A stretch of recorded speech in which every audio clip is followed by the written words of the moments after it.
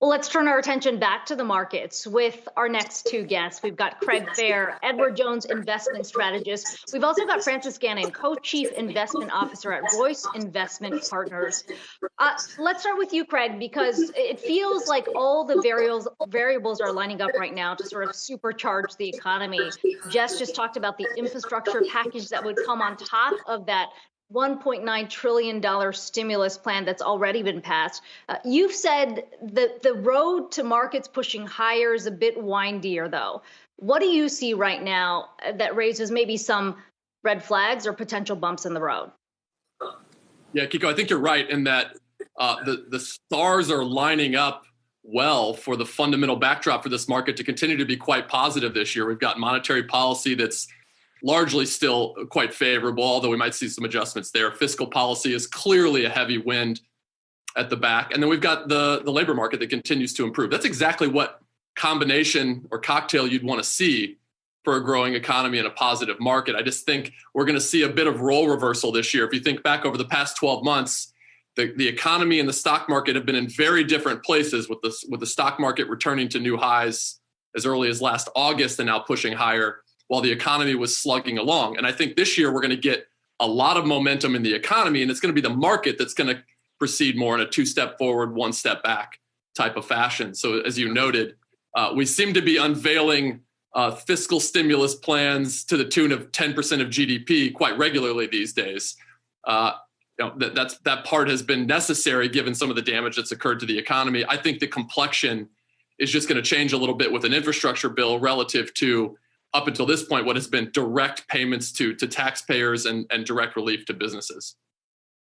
Yeah, and Francis, you just heard from Jess there, kind of Republicans talking about this infrastructure plan, flexing their concerns around moving the corporate tax rate higher. When you look at where we're at in this recovery, how much of an impact might you think that would have on businesses who are trying to kind of get back to normal here, and where we sit in this recovery? Sure. I think we're still in the early stages of the recovery. I think, as Craig alluded to, this is going to be a year of Wall Street versus Main Street. And Main Street this year is going to be the clear beneficiary of this economic recovery. And we're moving really from recovery into expansion. And that's going to be the key. Key to this story in terms of the market, and particularly small caps, is going to be earnings and earnings growth. If you raise corporate taxes, small cap companies tend to pay their taxes, right? They don't have all the different divisions and earnings from outside the U.S., et cetera, where they can find losses or harvest losses. Most small cap companies tend to pay their taxes.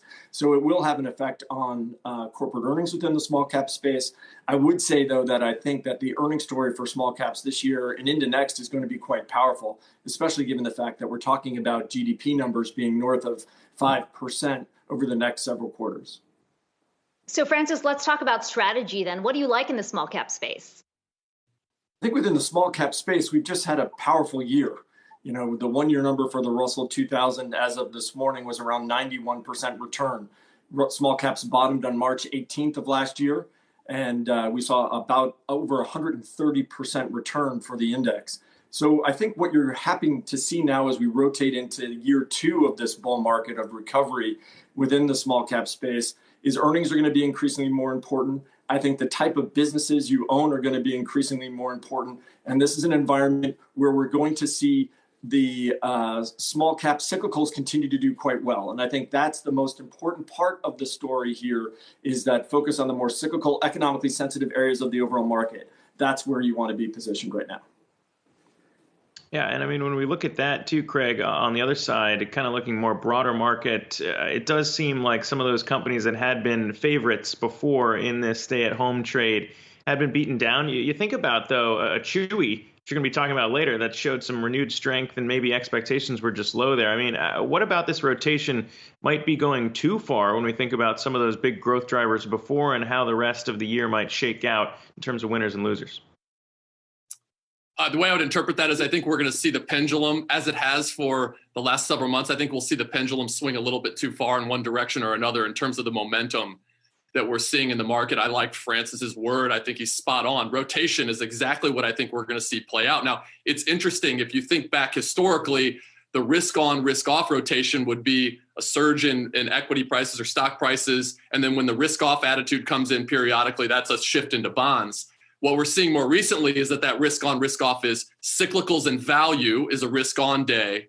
And then we're seeing a movement back into growth in those kind of risk off or more defensive days. And I think we could see more of that. But just as you noted, and I know you brought up Chewy, which we're throwing plenty of money at as well, given our dog situation in the house.